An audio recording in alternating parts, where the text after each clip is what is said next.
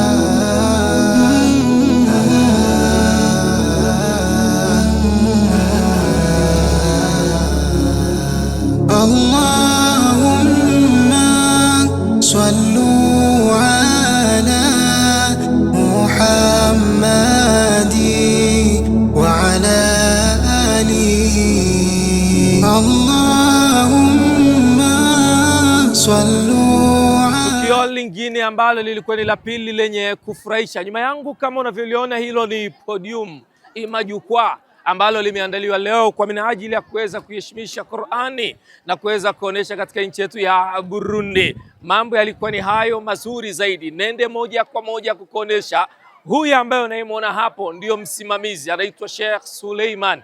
Alikuwa ni mfadhili wa jukwaa hilo, na gharama zote, saundi ilikuwa iko chini ya usimamizi wa sadaka yake. Takriban milioni 17 franga za Burundi ndo zimetumika hapo kuweza kuhakikisha kwamba jukwaa hilo linasimama katika hadhi ya heshima iliyokuwa kubwa. Ndugu yetu anafahamika kama jina la Suleiman Mwese, maarufu sana, amejitolea kwa nafasi iliyokuwa kubwa sana. Tuende katika tukio la tatu.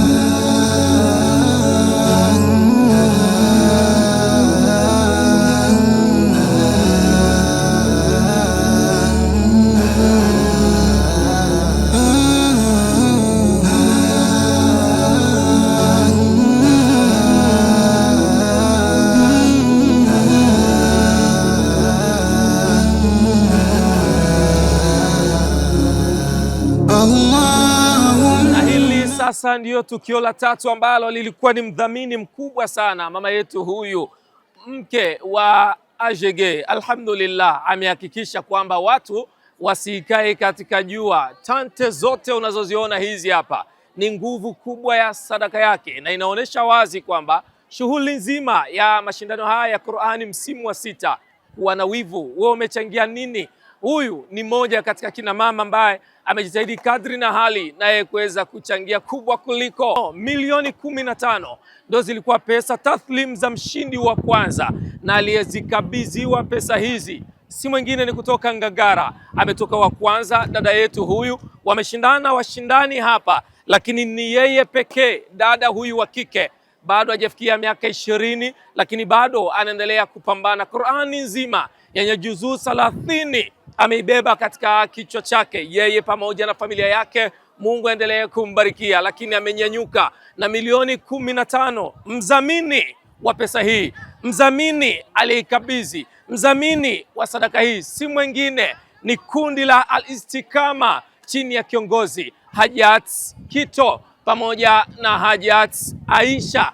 Wamekuwa na tabasamu iliyokuwa kubwa sana kwa kuiona sadaka yao namna waliweza kuitenga hapa. Nia na dua yao ilikuwa kubwa sana. Yote haya yanafanyika katika ardhi ya Burundi, Bujumbura. Nguvu ya sadaka, nguvu ya mapambano. Mgeni rasmi ni mufti wa Burundi, Sheikh Nayabagabo Salum, Sheikh Jamal Swaleh alikuwepo hapa. MC aliyelibeba tukio hili mwanzo mpaka mwisho ni Chef de Zone wa Buterere, Hakizimana Musa Pedaya.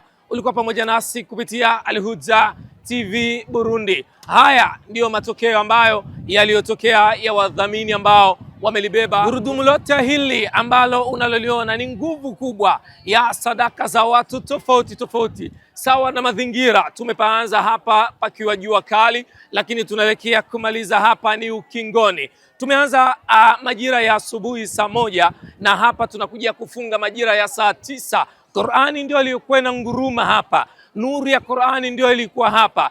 Kuwa pamoja nami kupitia Al-Huda TV Burundi kwa matukio yote ya Kiislamu ambayo yatakayokuwa yakijiri hapa hapa nyumbani. Usisite kuweza kuwasiliana nasi, na asanteni sana. Mimi ni Hamza Mahane.